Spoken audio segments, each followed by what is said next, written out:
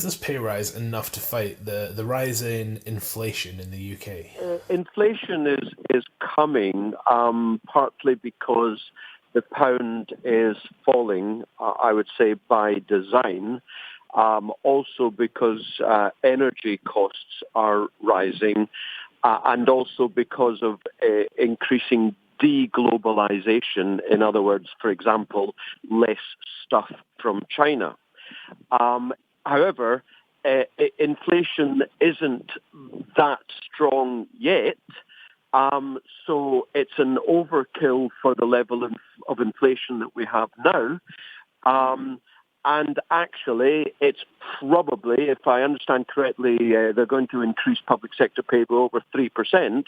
I would say that more than covers the increase in inflation for the next several months, maybe a year. So I'm not quite sure why they're doing that just now. I can imagine it would be appropriate next year, but not this year. So as we are approaching a looming economic crisis, how do we protect workers here in the UK? How do we protect wages? Well, you asked the question that every individual who's interested asks, but I would say to you it's the wrong question. The question should not be about increasing pay. The question should be reducing the costs of living.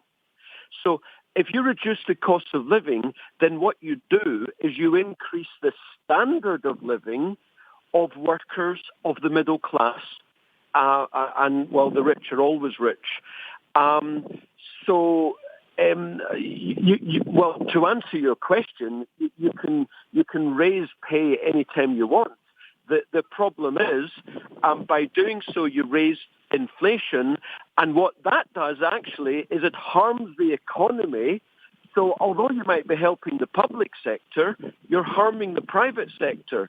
So I would ask you, why is it appropriate to help those who work for the state and actually harm those who are paid by the true wealth generators in the economy, the prosperity generators in the economy, which is the entrepreneurs and those who work for the entrepreneurs.